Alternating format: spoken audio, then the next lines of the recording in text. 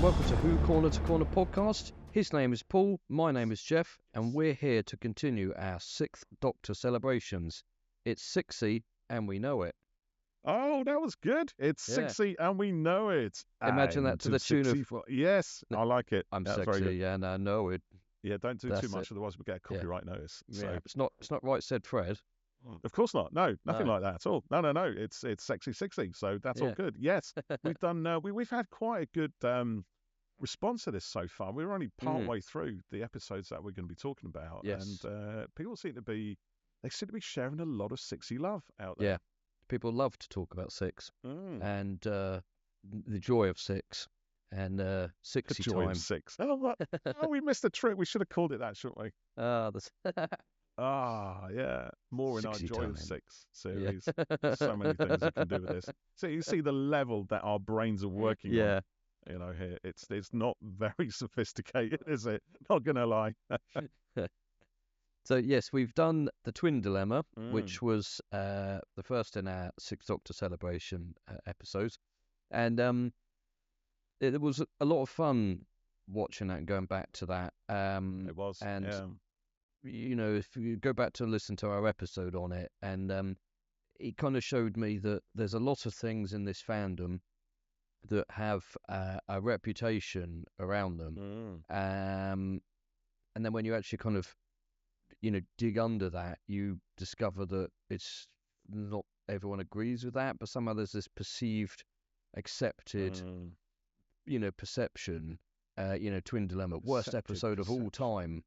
And it's totally not. It was great fun. It's literally just the output of a few noisy fans, isn't it? I think it is. That's what it is. And because they shout the loudest, they seem to get heard.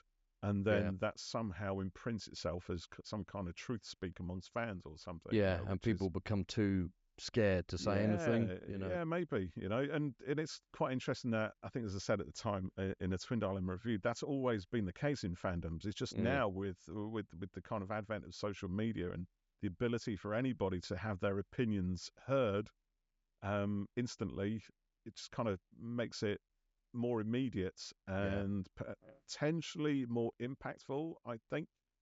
Possibly, I don't know. But of course, as we all know, the important thing is not to take any of that stuff as truth at all, but purely to make your own mind up on these things. Don't be worried if someone tells you it's absolutely the worst thing since sliced bread and you shouldn't be watching it. Go watch it. Allow that to be more incentive to get out and watch it and make your own mind up. Make your own mind up. Yeah, absolutely. Yeah, but you know that anyway because you listen to us. Exactly. See. So before we take a look at the episode here, which is Vengeance on Varos. Vengeance on Varos.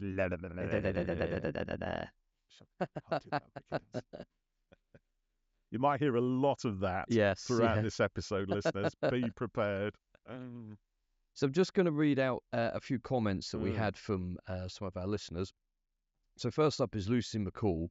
And she says, I like it. It does try to have its cake and eat it by showing a society numbed by violent telly and then having lots of nastiness, but the cast lifts this out of the ordinary. Martin Jarvis's shifting, subtle performance plays with our sympathies. Nabil Shaban is gleefully horrible and hissable as the villain. Sheila Reid and Stephen Yardley's relationship is totally believable, as are their characters. If Jason Connery is a bit shouty, he's convincing as the idealistic, youthful would-be leader. Owen Teal as Maldak has a convincing character crisis, and then in brackets, and is so handsome. And Perry and the Doctor are put through the mill, but once the Doctor sees the chance to take charge, he does. So yes, I like it.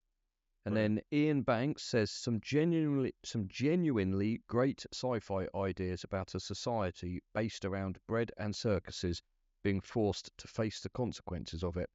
This is the best story of season 22 for me, although the amount of trauma doled out to Perry was starting to get a little dull by this stage. And James Hadwin Bennett says, undeserving of most of the criticism that the vitriolic witch threw at it, but some is justified. Throw the criticism at the utterly bizarre economics, not the violence. Syl is superb, as is his taste in men. Jarvis is sublime and nice to have a different story structure. So quite a bit of, I know it's just 3 comments there, but all quite favouring it, and you know, we'll read some more comments out a bit later. But that was kind of the general perception, wasn't it? Really, people quite like it, and you know, it's not as you know, disliked as people, you know, might have you believe. Is this generally disliked? No, I thought Varos was kind of the opposite. I think really, I think people have a certain idea of it if they've never seen it. Perhaps you know, it is generally regarded as one of Doctor Who's darker stories, one of its most brutal and most sadistic. I think, as Lucy McCall said, you know, it's one of those that perhaps may be seen as trying to have its cake and eat it. You know, in portraying and commenting on those very things in the media, and how they use kind of control of population. The story itself becomes brutal and sadistic, and doesn't really make any excuses for it. You know, so that tone, which is quite unrelenting, if you watch the 2 episodes back to back, it can be, you know, kind of difficult to take. But I think generally there's a recognition that despite that, or even because of that, there is a really good, I think it's someone mentioned there, like you read it, was it Ian or whatever, who said that it's full of good sci-fi ideas. There's a lot of good ideas, not just sci-fi ideas. There's a lot of commentary on various things, as we'll no doubt discuss. So yeah, I think it's one of those, if you haven't seen it, you will have heard other people talk about it, and probably the words that are ringing through your ears are along the lines of brutal, sadistic, dark, torture, and stuff like that. But within it, yeah, I think those who've seen it recognise that there's something pretty cool within it. Yeah, I liked it, and I thought it was, you know, that it was almost sort of, you know, a bit kind of meta in a way. You know, we're watching this show in which they're watching a real life event televised, you know, made as a show. And then, you know, it's quite violent and, you know, horrible and all that. And then the serial itself kind of goes down that road, but we're still watching it. And, you know, I think probably, what year was this made? 80? Yeah, you got me now, haven't you? I think it is. Hang on, I've got it up here on the thing, one sec. 85, yeah. So it felt like, even though it's, you know, what's that, 40 odd years ago now, isn't it? You know, yeah, no need to remind me, mate. I was there when it first came out. Oh, feeling old. I was too young to watch TV when it came out. It's quite relevant, you know, to today, you know, with that sort of thing, and maybe more so, like, well, depends on what you're watching, I suppose. Watching, you know, pretty people fall in love on, you know, tropical islands and stuff is kind of, you know, a lot of what you see today.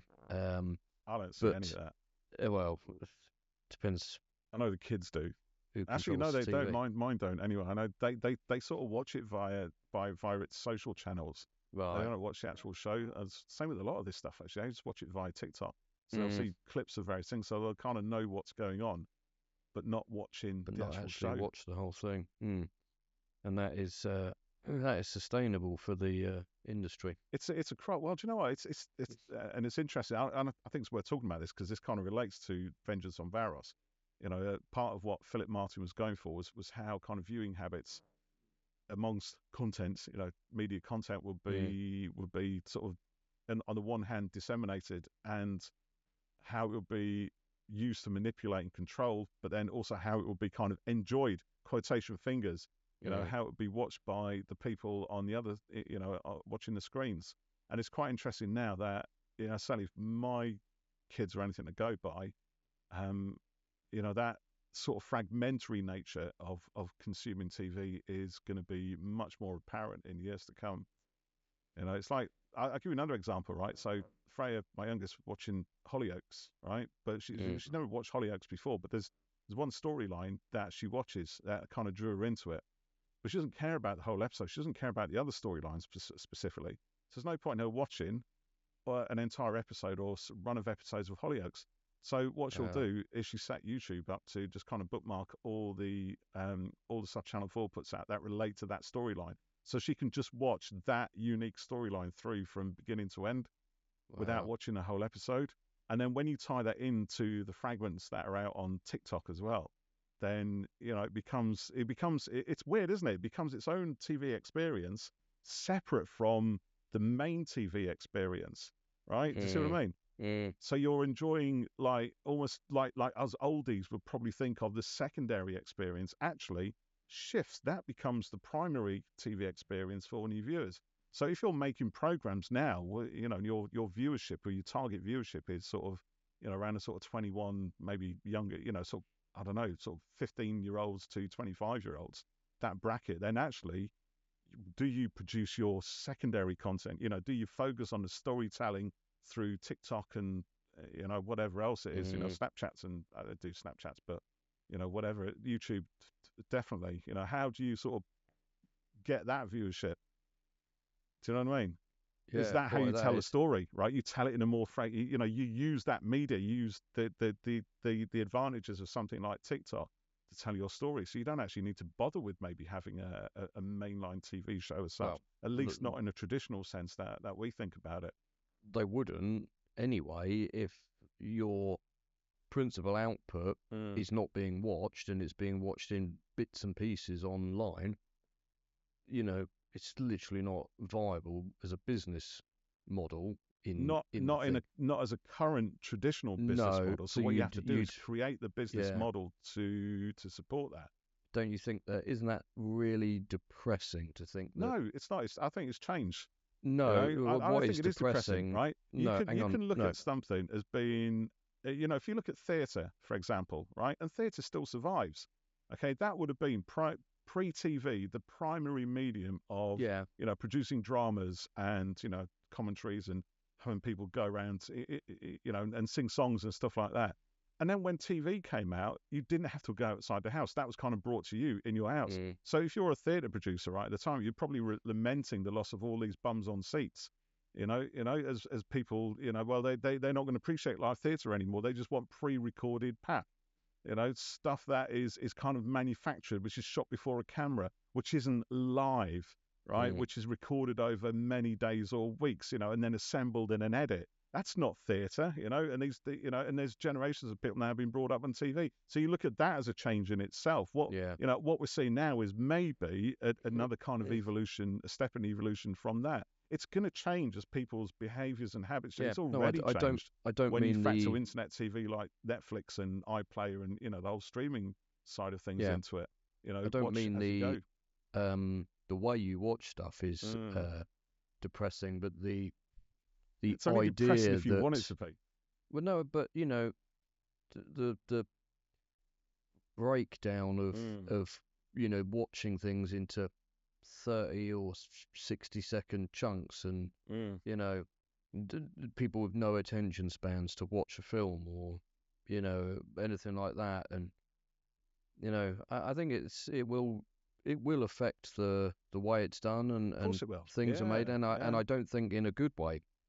Everything is I disagree. vying. I disagree. Well, I think you change what you produce. You change the way you tell your stories. You change the way you film and present your stories. And that in itself, I think, is actually quite an exciting thing to get a handle on. To think, okay, so how do we do this?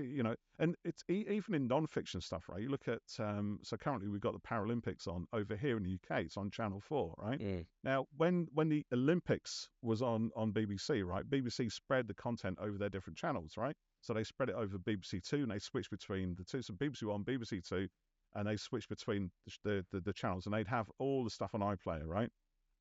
Channel 4 does the same sort of thing. So they splits between all the different Channel 4 channels, but they will tell you when something, so when the transmission on an event ends and they're going to cut to the news or whatever it is, they say if you want to continue watching, actually they direct you to YouTube rather than like BBC did to BBC 1 or 2. Do you know what I mean? And that's because, firstly, they've got a different audience kind of watching. And it's also an audience that is much more used to integrating what they watch on YouTube into their ordinary TV viewing, right? So, when I look at my kids, and even me to a degree, we'll switch between watching mainline TV, the standard channels. We'll watch stuff on, watch stuff that's on Disney Plus or Netflix or whatever. We'll watch stuff on YouTube, and the kids will additionally watch stuff on TikTok, and and it's like, we of a certain age perhaps think of these things as being different, right? So there's a difference between TikTok and mainline TV. And whilst conceptually there is, from an experiential consumer point of view, there is no difference, right? They're switching between one. It's switching between whatever medium they want to get what they want at the time. I And get there's just that. more choice in between that. It's almost like shopping, right? When you go out shopping, you can go to a bricks and retail store to buy your stuff, or you can shop online. But actually, what we're all doing is we're combining both of those things. We're combining the online experience and the actual physical experience of going into a shop. As long as we purchase the stuff we need, how we get it in a way doesn't matter, but it's up to the shops to understand that customer journey, the same as it is for the media producers and broadcasters to understand the differences in generational TV consumerism. Yeah, I don't disagree with you just don't like it. No, what I don't like is things being, like reduced. Yeah, like I watched, a film on TikTok in 30-second chunks. But films will still exist, won't they? Right, so that's a different but thing. they might not like that. Well, and they also might not. They might change, right? If people are not going to the cinema, then the whole thing will change. Okay, so two things here, right? Firstly, cinema needs to change, right? And you and I have had this conversation online in tech speak and what have you, right? So we don't need to go through it again here. We know where we are. Just cinemas need to be better at what they do, right? Especially outside of places where you live. It's all fancy pantsy. Out here in the sticks, cinemas are pretty much flea pits, right? That need investment. And the other part of that is also, again, filmmakers. Well, I mean, filmmakers already do it. They will trail the films on YouTube and TikTok and stuff like that. And if they're clever enough and savvy enough, they will have almost like minisodes trailing the movie. You know what I mean? They will use that as part of their marketing to promote the film and actually drive people to go in and see it. And certainly, if my kids are anything to go by, they don't stop watching films. They don't stop going to the cinemas at all. That stuff draws them in. So you don't necessarily need to change films, I don't think, at least not at the moment. You may have to 10, 20 years from now, perhaps. It depends how things kind of shift even further. But right now, that stuff is doing pretty well as a kind of enticement to get people into the cinemas. Yeah, absolutely. I just, I would never watch a film on TikTok. Clips. You don't watch the film until you just see bits of it, right? No, and then if people, you want to watch the whole thing, you go and No, but that's a trailer, isn't it? But I've spoken to people who not watch just films. trailers. Again, this is where you've got to think slightly differently as a filmmaker, right? I think anyway, right? You don't think this is my film, there's my trailer, and there's the marketing promotion. I know what you're saying, but what I'm saying is watching a film in pieces through TikTok is not really watching a film. And no, it's not. But on the other hand, totally different to the way you trailer or market something. But right? And it's probably the third thing for that, right? Is that if that's how somebody chooses to watch a film, then why not? Would you rather have them in your audience figures or outside your audience figures? Well, if there's enough of them, it's gonna count, right? Well, not if it's effectively a pirated copy on. So TikTok. It's down to the producers to kind of control and own that content in a way, right? I know TikTok kind of goes against that to a degree, but you can either rail against it and say, well, that's not us, that's not what we do, and allow the pirateers to literally break your film down, your the love of your life, the labor of love into fragments and disseminate it across various different social channels like TikTok and YouTube, or you actually take control of that. You think, okay, so how do people actually engage with this stuff, and why do they engage with it, and what can we get out of it? How can we tell our story, entice people to watch the full film, or in some way maybe change the narrative or the story in some way that it actually benefits people who are watching it on TikTok, if the audience is big enough in that area. There's a lot of questions going through. I'm not saying I've got the answers and stuff like that, but I think to rail against these sort of changes is destructive. You're only going to sort of run around in circles and make a little hole in the ground that you'll disappear into, and eventually someone just build a road over it with all the new stuff, and you're lost underground somewhere. Nobody cares. That's you really look at these changes because they're always going to happen. Changes are always going to, it's just part of what we are and what we do. And these changes, as technology gets increasingly more sophisticated, are going to get faster and faster. They're going to happen with much increasingly rapid succession.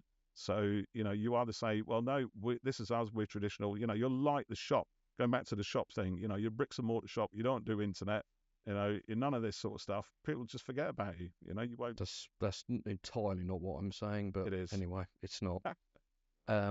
Anyway, Anyway, let's go back to Vengeance on Varus. yes, which is even more about TV. This is why we started talking about this, because it's about changes. Philip Martin, when he was writing this, one of the driving forces of the story and the ideas behind it is how is media going to change. Now, interestingly, I was watching an interview with Philip on the DVD, and he says that he was looking at how TV might evolve in sort of 200 years from now.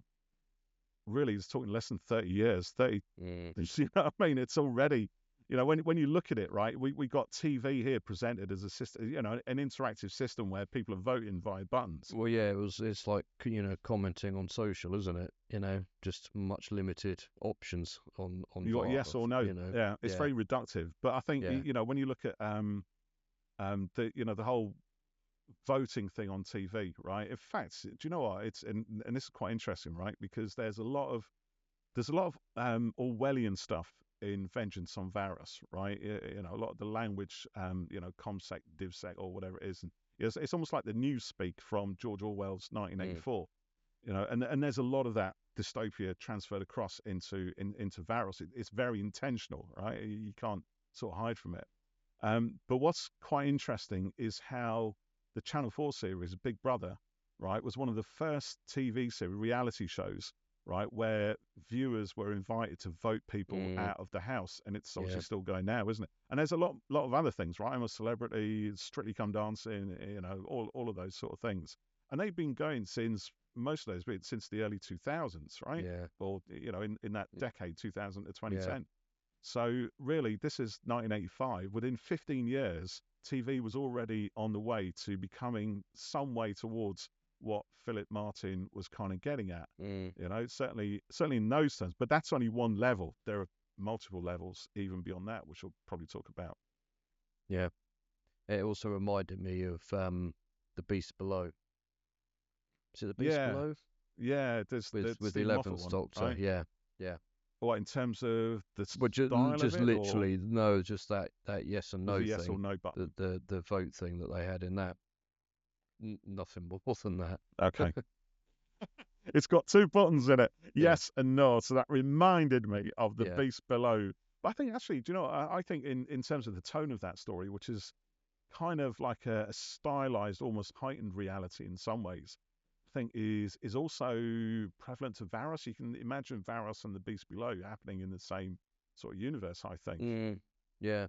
Do you know what I mean? Where it's kind possibly, of, it's not quite real. It's almost like it's this is the thing about Varus, right? Vengeance on Varus, because I've a kind of a love-hate relationship with this. On the one hand, I love it because the sheer wealth of ideas and the sophistication and quality of how those ideas are treated in the story and expressed and make their way through the screen to us, the viewer, is exceptional. It's brilliant. But on the other hand, it's also very theatrical in its presentation. It's very slow, right? It's also kind of, some of the acting. I know, was it Lucy who said Jason Connery is pretty good? I think he's awful in this, but he looks good. There's no doubt about that. The guy looks the part. But I think his acting skills are pretty atrocious. Didn't stop him. Was he Robin Sherwood? Did he go on to do that? I think he did, didn't he? So, the first series before was it Michael Praed who took over? Anyway, that's by the by. And there's what's her name? His girlfriend as well. Not Aretta. Aretta's the commentator, isn't she? Is it? No, it is Aretta. Yeah, it is Aretta. So you've got Arak and Etta, the two commentators. And you've got Aretta, it's almost like a combination of both those names. She's awful. Again, she's terrible in this. And some of the dialogue is very difficult, I think.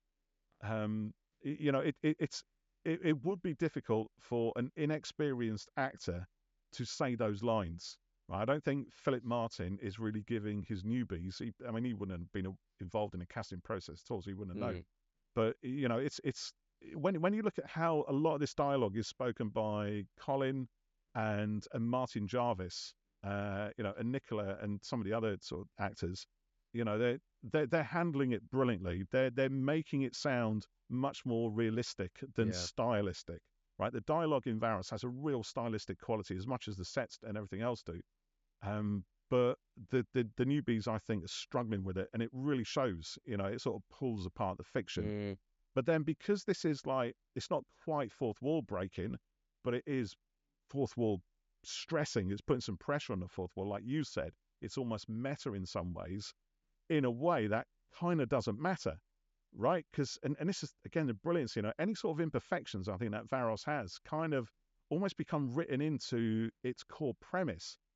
Right? It's just one of the most extraordinary stories of Doctor Who throughout its entire history because of so many reasons, and that's probably one of them.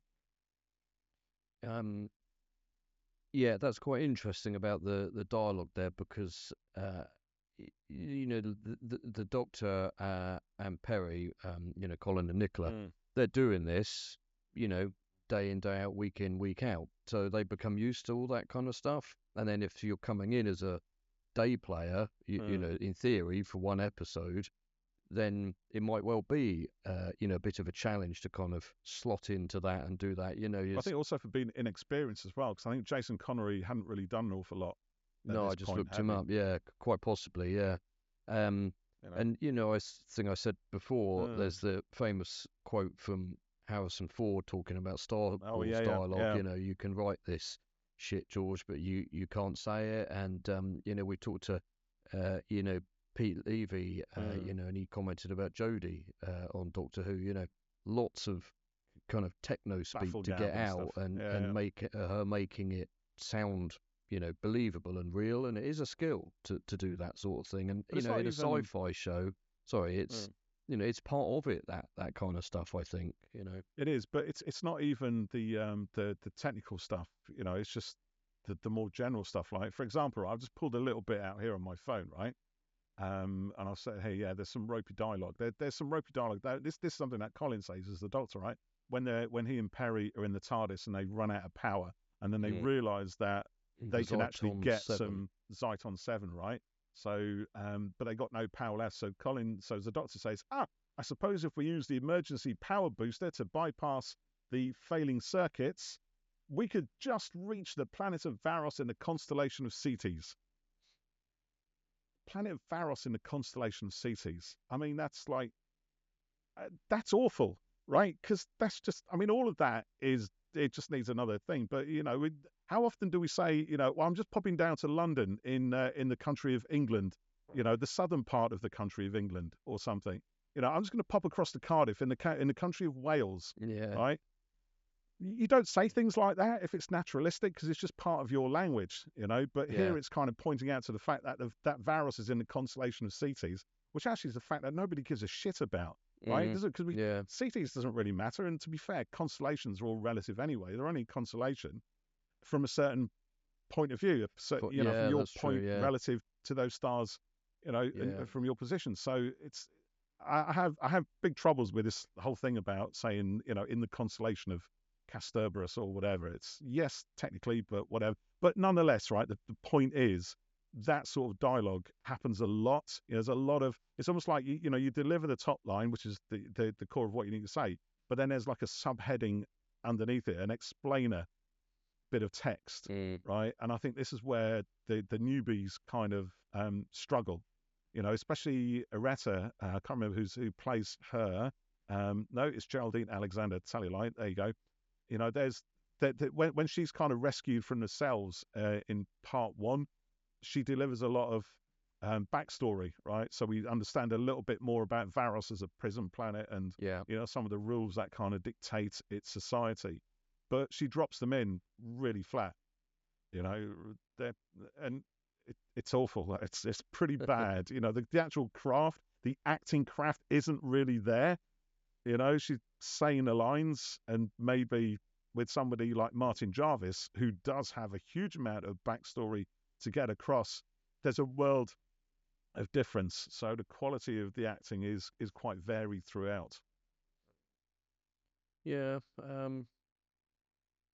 I suppose they're trying to world build, aren't they? Yeah, they are. Yeah, And, but it's how you deliver that, right? Yeah. What do you mean within the script or the actual way the lines are Well, it's a bit of read? both, right? Because if your script is, sounds naturalistic, and it's easier for actors to kind of pick up and think, okay, I know exactly how to express this. It's just as if I was talking to a mate down a pub or whatever, right?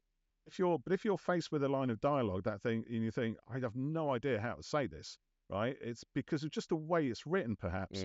Then you're going to struggle if you're either an inexperienced actor or someone for whom acting is just not your job, right? But someone like Martin Jarvis and Colin and a few others there, right? That that they've done this stuff time in, time out, day in, day, for years and years and years, right? And they are very experienced, very high caliber actors, right? They can pick up a line of perhaps very stylistic dialogue and know how to perform it.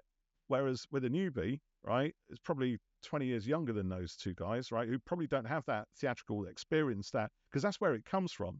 You know what I mean? A lot of it comes from theatre acting. But these new guys, these younger actors who don't have those acting chops behind them, they're struggling, right? They'll probably be fine in EastEnders, right? But on something like this, which, and again, Philip Martin, his history, yes, he's done a lot of TV writing, but he's also very, very, very experienced, and at the time very well known and highly regarded theatre writer. He writes plays, that have social commentary and political nuances and all sorts of stuff. So, I think his dialogue is difficult for people who don't have the experience, the acting chop.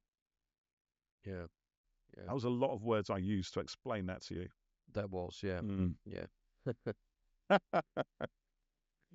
So there's a lot of stuff going on in this story, right? We talked about some of the themes already and how TV. And do you know what? I was watching this, right, and I thought, and I made a point here. Where is it? Within the first, it's literally in 5 minutes, right? We've got political commentary with an Orwellian flavour. We've got TV metafiction, right? We've got capitalism in extremis. And we've also got comments, sort of a take on the idea of video nasties, which was clearly quite a big thing back in the 80s as well. Yes, and actually, that first sort of sequence, the opening sequence with Arak and Areta, who sort of comment on things almost like a Greek chorus. So there's a literary tradition to that as well, right? Presenting it's a bit like Gogglebox. It's Gogglebox, isn't it? Yeah, exactly. Yeah.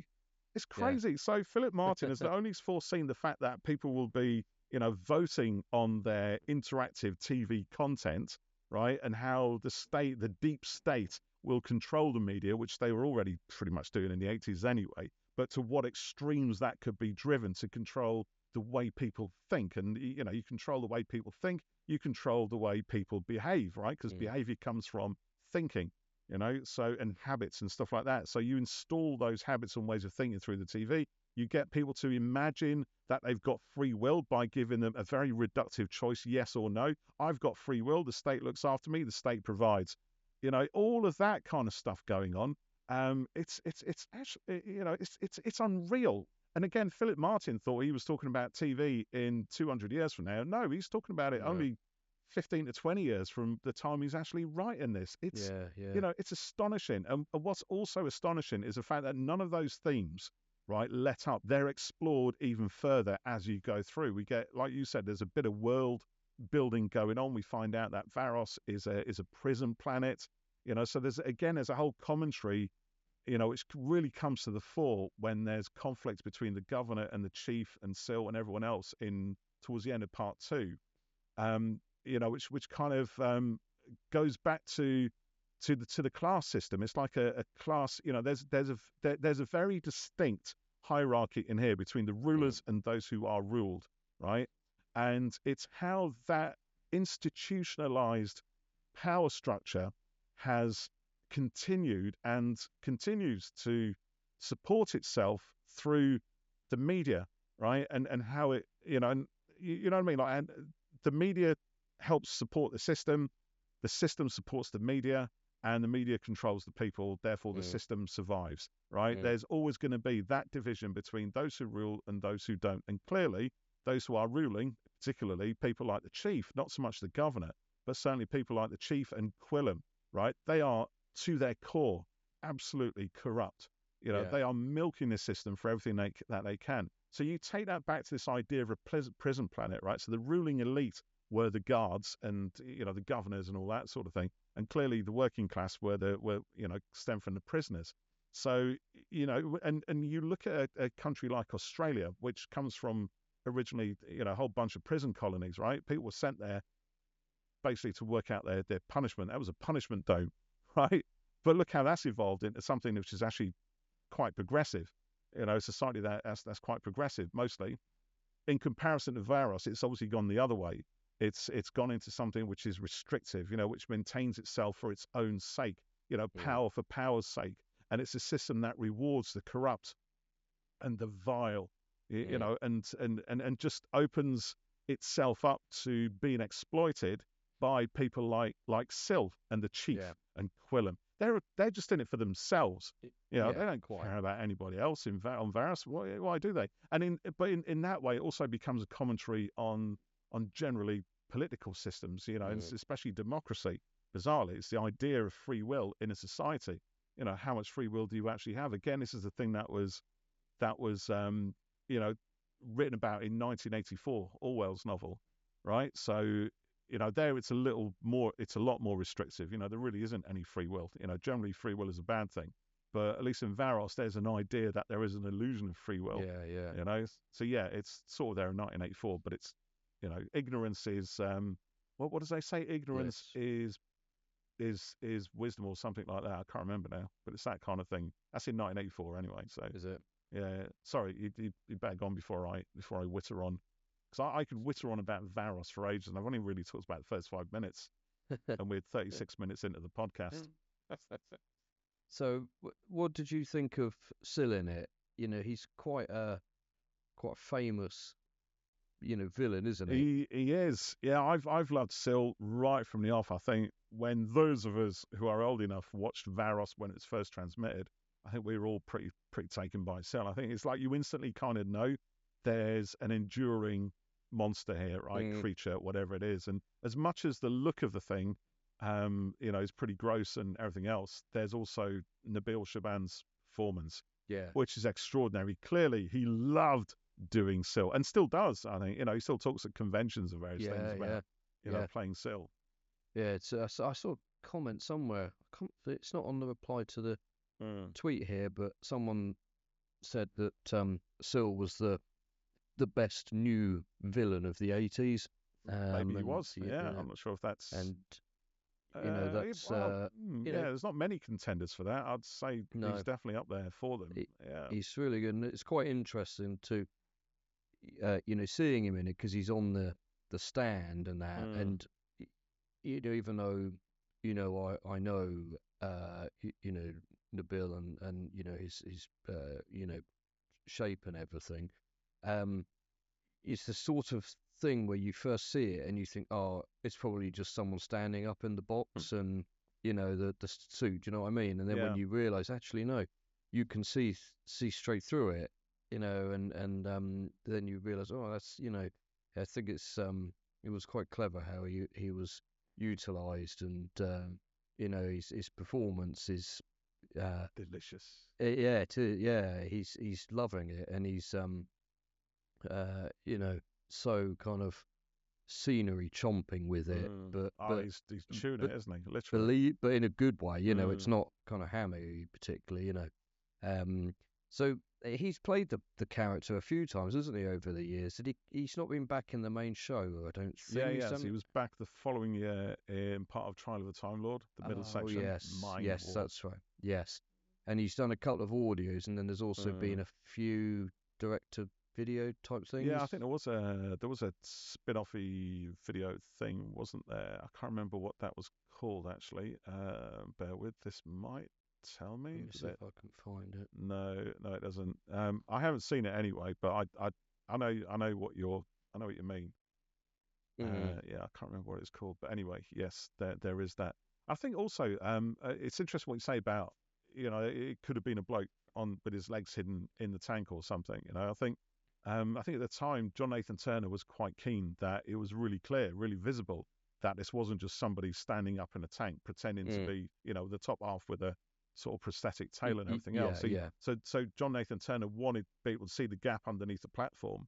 Yeah. And the thing about the water, I think originally, if memory serves, Philip Martin had said that, you know, he originally wanted Syl to be in the water because there's a reasonably famous comment by Isaac Asimov, an old sci-fi writer, who said water-based aliens aren't really, we rarely see them in TV and cinema. And that was, you know, I think he said that back in the 70s or something. So we've seen a lot more of them since. And obviously there's a reason for that, because it's difficult. Right, to actually realise that, and costly and expensive and dangerous. Nowadays, just CGI, right? The abyss and whatever, you can do it. But obviously then it was a lot more tricky. So Philip Martin wanted to have a water-based, you know, creature as part of the story. But I think that was decided, actually it was too risky to have somebody in the water all the time, so they put him on top of the water.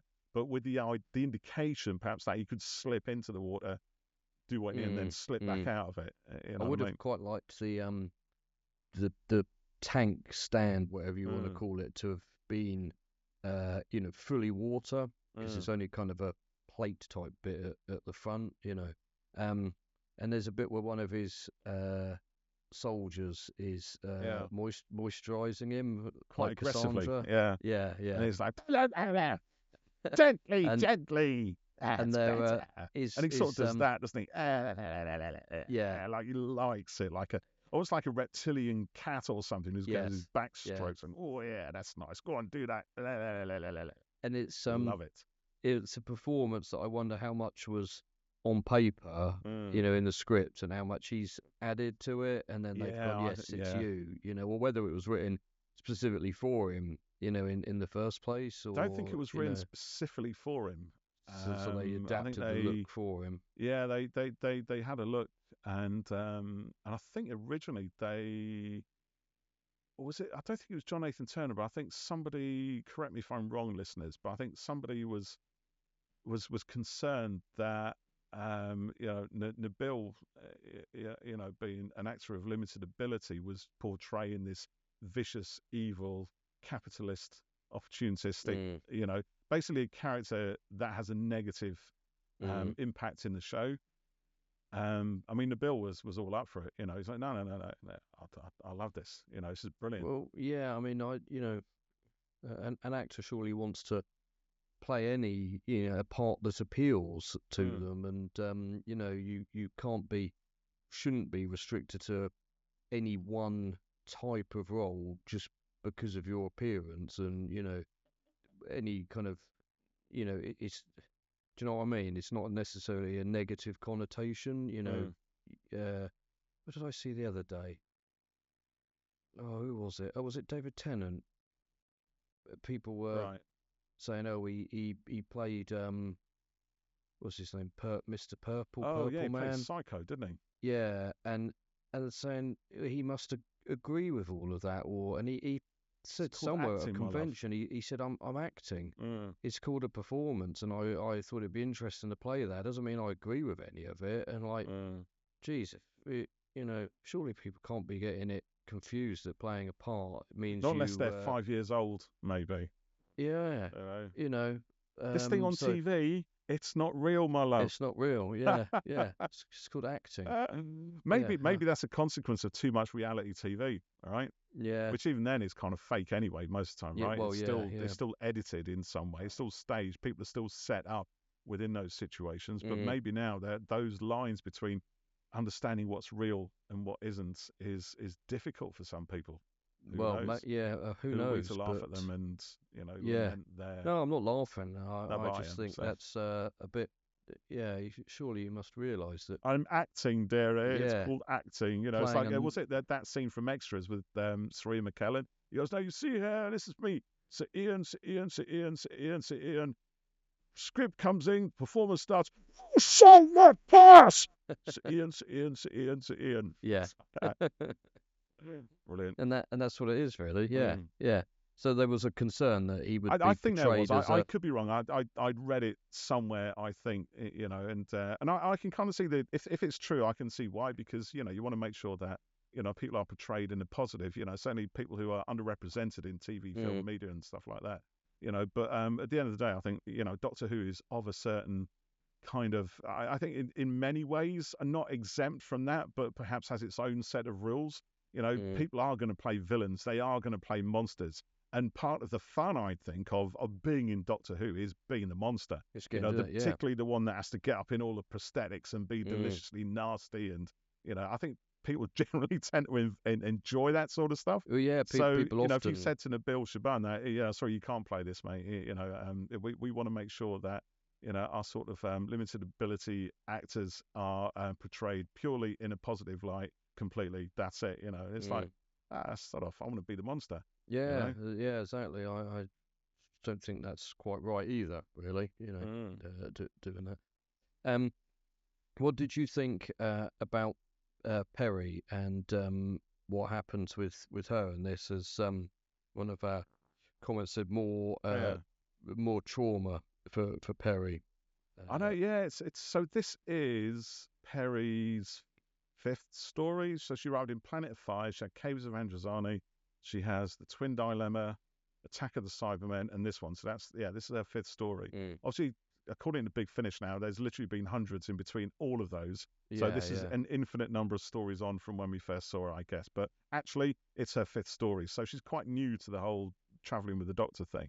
So it is a bit traumatic, isn't it? You know, she does have to go through a lot. There's, I think, again, Philip Martin wrote this originally for the 5th Doctor.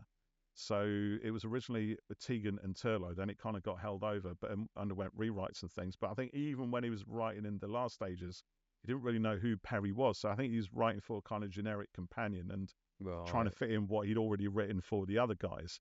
You know, so I mean, it's part of this thing whereby the Doctor and the Doctor's companions are going to suffer in the course of a story. And chances are, it's especially in the older series, it's going to be the companion who suffers more because the companion then has to be rescued, and that creates tension and drama, blah, blah, blah, all that kind of stuff. So this is very much in the mold of companion undergoing an ordeal and has to be kind of rescued by the Doctor. It's that sort of thing. So I don't think there's anything to call out on it so much from that respect. I think it's almost like it puts me in mind of what's her name, Victoria, played by Debbie Watling, the 2nd Doctor's companion. When you look at her journey, her story, she is in constant fear from the moment she joins the Doctor at the end of Evil of the Daleks, right through to the end of Fury in the Deep when she leaves. You know, and it's and I watched some of her stories. I think, why on earth is she still with the Doctor at this point? And that's just her second. That's just at the end of Tomb of the Cybermen. Essentially, her first full story as a companion. So it's like, you know, the Ice Warriors, all she does is scream her way throughout. She's absolutely in abject fear throughout the whole story. And most of the stories, Perry is not quite in that mold. Perry holds her own. She's very much her own person. And but what I find is quite interesting is because a lot of so once the writers are kind of switched on, you know, to Nicola Bryant playing Perry, there's a lot of stories where, you know, people are kind of sadistically lusting after her looks. And there's a lot of that goes on. I don't think that's so much a case in this. I think there is maybe 1 or 2 comments, you know, to her being a pretty little thing or something. But in certain other stories, certainly Caves of Androzani, you know, Shara's Jack is, you know, he wants her because she's so beautiful. And I think, if memory serves, there's a few other stories to kind of follow. Yeah, Time Lash, actually. I'm looking at the back of me here. Time Lash is another one where that becomes a key driver within the story. But this one, she gets turned into a bird, doesn't she? She's transmogrified in some way. I don't mind it. I think it looks kind of cool, actually. I think it was good makeup thing. And you know, the other lady was sort of reptilian, wasn't she? Yeah. What does she be? Beast or bird, fowl or fish? Blah. Let's find out, kind of thing. Again, that delicious thing from Syl. He wants to know. Listen, just going back to Syl for a second, right? Because what I like about Syl is the fact that he's basically just a company sales rep, right? That's what he is. So Varos is his you know, one of his suppliers, right? And they sell the site. So he's there to negotiate a cheaper price for the stuff they buy. And obviously he's feeding a whole bunch of lies, like, you know, no one else is going to buy your stuff. It's I think back to when I was in sales, you know, this is the kind of thing you wanted, especially in the 80s when sales, you could literally say whatever you liked as long as people believed it, you know. And it's all those old sales techniques, and nobody else is going to want this stuff. You know, there's literally, you can trust me, I'm your only customer. The only way you're going to get this stuff out to market. You know, and all of that, and he's basically just doing that to keep them in the corner. so that his company continues to make money, buying it cheap, selling it, selling it high, that kind of thing. It's only when the Doctor sort of comes in that that whole fiction becomes disrupted. So I like the fact that, as well as that, as part of that, Syl is a thoroughly despicable person because he enjoys watching people suffer. You know what I mean? He's good at his job because he enjoys people suffering. So he makes the governor suffer, tries to put the governor under thumb by saying those very things, right? And when he learns that Varos's side business is in producing video nasties, recordings of executions and various things that go on in the punishment dome, he loves that. Can I see these things? And then, of course, he gets to witness them himself and witness this new thing through Perry and Aretta. Me be part of it. I want to see them transform. What are they going to be? Oh, this is exciting. He's literally quivering with excitement at this. And, you look at that, and this is where the sadism and brutality really comes in. Because here's somebody who's getting real, who's literally getting off on the idea of the prospect of, the pain to come, the fact we're going to change these women to look like something else. We're going to bring out and somehow make physical their deepest fears. You know what I mean? And then they do that. So that, and it's, there's so many levels of terror within that. And I think in a realistic way, to make it worse, I believe Nicola Bryant was allergic to feathers. So she really suffered badly from having all these feathers kind of stuck onto her. But the effects does look good.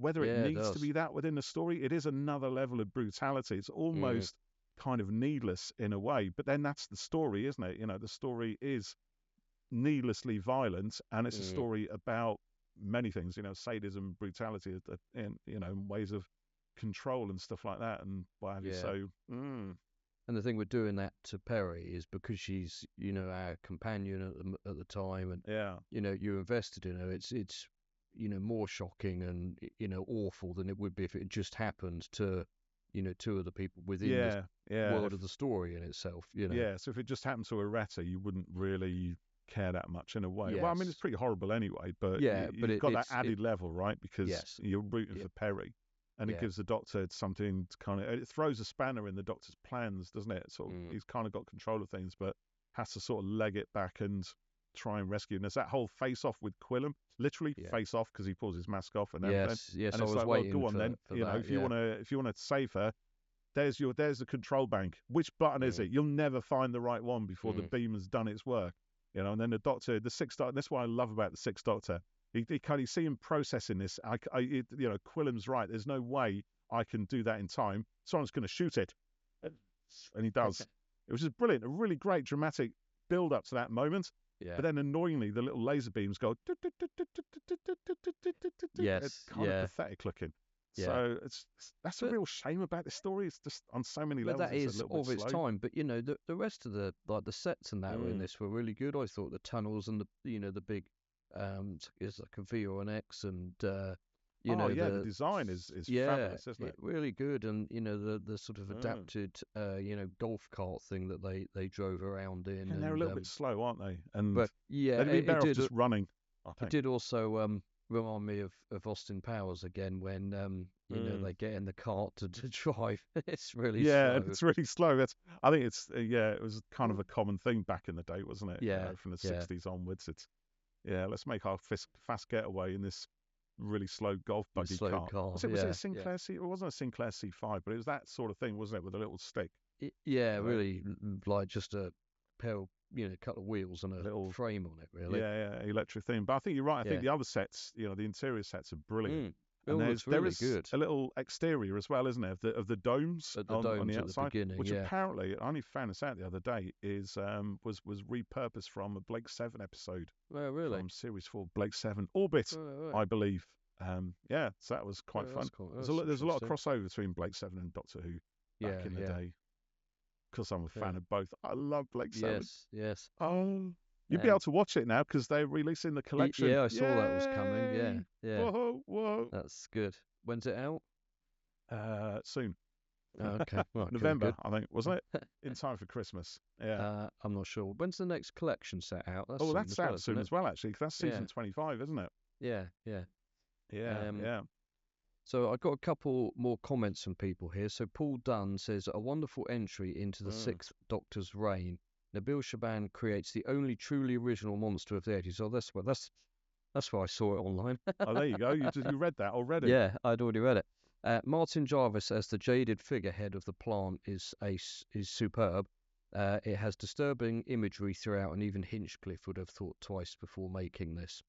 And then Christopher Bennett says, dark, witty, and Colin Baker at his best. Terrific turns from Jarvis and Shaban too. And Vertigo Fox says, favourite of the era. I hope the Griffons are still around. And we had a comment on Facebook from, let me just find it, from Eleanor Jody Alaskewski. Is that how you pronounce it? Alaskewski, well done. Probably my number one SIXIE story, she says. So, yeah, people really like it, actually, don't they? They I think, do. And, overall, and yeah, I liked it. Would I say I did? Yeah, I did enjoy it. There's, it is quite a dark one, a couple of guys fall into an acid bath and stuff. Yeah, we already talked about that, haven't we? That's quite nasty. That was quite a thing at the time. The Doctor. I mean, again, this is one of the things that kind of pervades through time. The Doctor pushed them into the acid bath. He doesn't. He has a fight with one of them, and then his legs grabbed by the guy who was already fallen in, isn't it? Yeah, he didn't do it, and there's often quite a few clever ways of how the Doctor defeats the people without actually ever doing anything to them. It's it's his thing, isn't it? There's no kind of violence, or they undo that. They are the makers of their own undoing. Exactly. In I mean, they've created the acid baths presumably to get rid of the bodies and things, and just melts them away, right? That's what they're trying to do, isn't it? Isn't he? Oh, he's in the. He's is dead. He in the bag? Yeah, dead as death, according to Syl. Yeah. From the end of part one. Yeah, which is brilliant. But it's interesting there. Who was it who mentioned the governor? I mean, you cannot talk about Vengeance on Varos without mentioning Martin Jarvis on this. I know I've kind of mentioned him a few times as one of the best actors on this. He is absolutely brilliant. I do think in the hands of a lesser actor, this could have been a very boring part. It's and actually quite hammy as well. But from the moment we first see the governor in that torture thing, right, that cell disintegrator, whatever it is, when it's really horrible. And again, Martin sells it, right? You feel that pain. There's a comment made in the story that he's as much a prisoner as anybody else, and it's absolutely true, because and this is what's interesting. Another sort of political comment, or comment on government that Varos has, is that the people who sustain that system are the middlemen, right? The bureaucrats. It's the civil service. If you ever watch Yes, Prime Minister, you see the civil service in action, holding everything together. Ministers come and go, but the bureaucrats remain. And obviously that's another Orwellian thing, because the bureaucracy, the whole ministry is a bureaucratic system. It's just massively monolithic and powerful. And it's the same sort of thing here. And the way that, and what I really, really enjoyed about the governor in this is that, he goes, he plays with our kind of emotions in a way, right? Because there are times when I think we hate the governor. He's a product of this system, and he doesn't really step in the way of Perry being sent to the transmogrification thing, and and he's there and cut at the end of part one when the Doctor's dying on the floor, right? So he's quite happy, at least when we first see him, to to be the villain, because he is a villain. He's the product of a pre-evil, or a villainous society, or a society that allows villains and psychopaths and sociopaths to rule and claim estates of power within it. So he very much, it seems, one of those guys at the start of this. But as becomes clear, especially through part two, when he's kind of shown a way out. It's like a prisoner who's shown a window, right, through interrogation, and he sees that this is actually a genuine way out, because from his perspective within that, right, he sees himself as a prisoner. He's completely at the mercy of his people, right? They can literally vote him to death, right, which is something. And so every day he's got to try and please the people. You're never going to, as the old adage goes, you're never going to please all the people all the time, right? And yet that's really what his life depends on doing. So there's that kind of pressure. There's a real stress on the governor's on the governor's life and his ability to do stuff.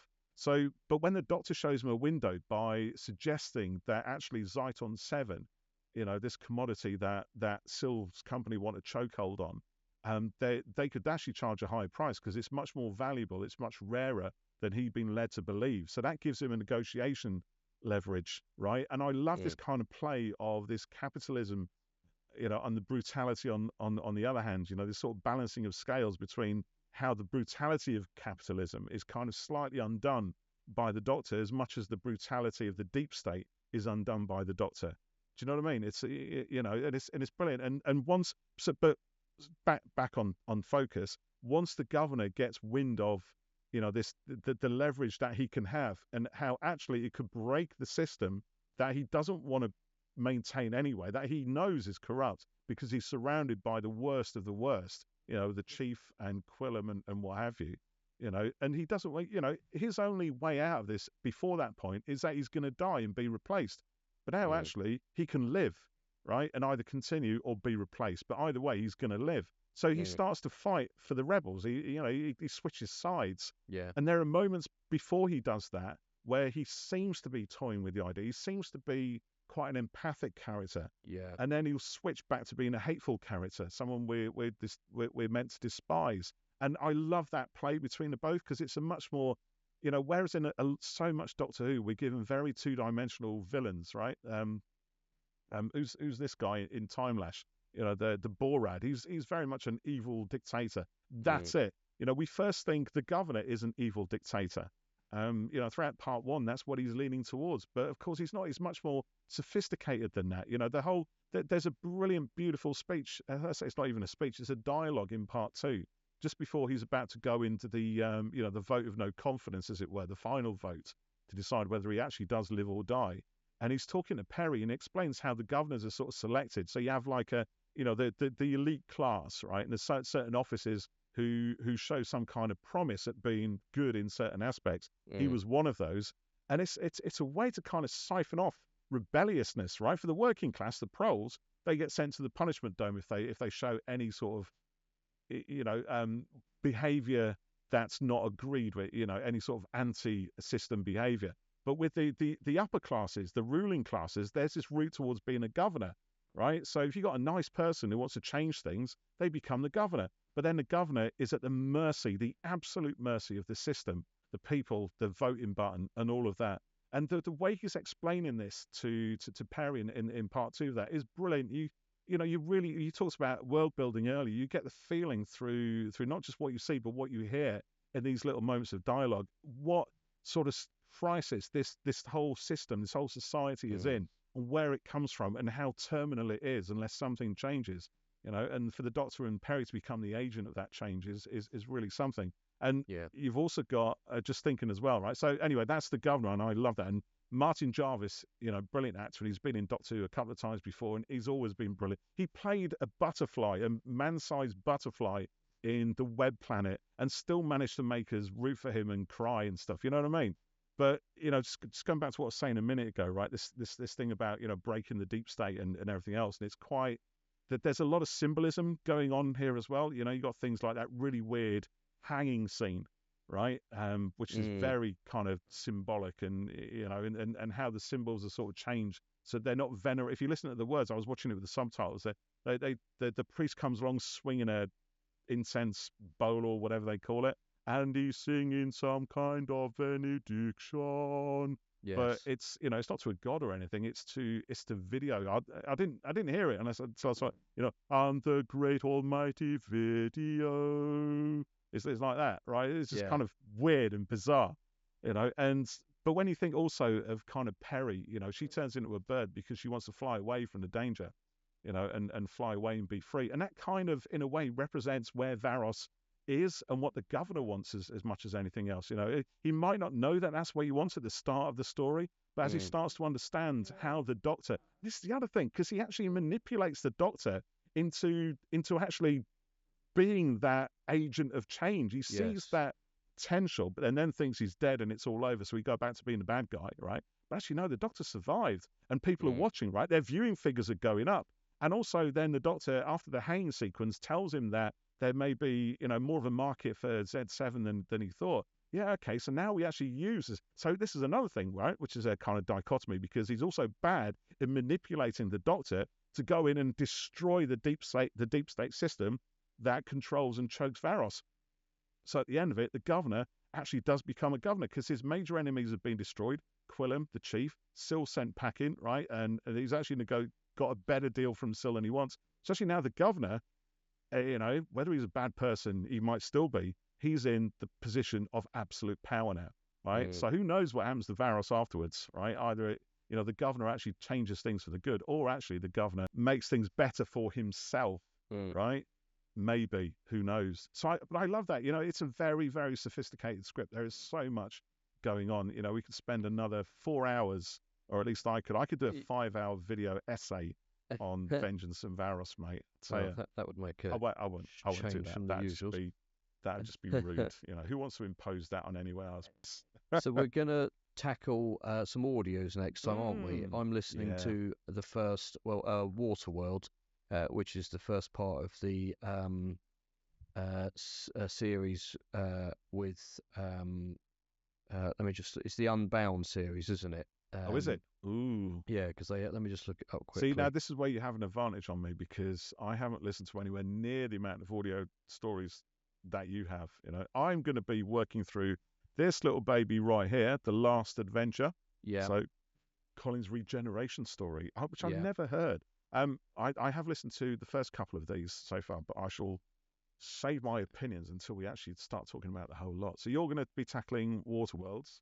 Yes, so with Ruth Madeley in, and then it's the Unbound series story. So I don't know if I'll get through all of those in time. But yes, I'm listening to Waterworlds at the moment, and I've also recently listened to The Quinn Dilemma, and I'm going to try to get through The Trials of a Time Lord as well. Well done. So you'll be carrying most of that one then. And also do maybe my top 5 Sixth Doctor audios as well. We'll do that. Yes. Let us know what your top 5 Sixth Doctor audios is. Also, tweet us, but we'll put a tweet out to get your input on that as well. Yeah. So thank you for listening, everyone, and we'll be back next week for some more Sixth Doctor celebrations. Yay! More Joy of 6 with us, through Corner to Corner. See you next time. Bye.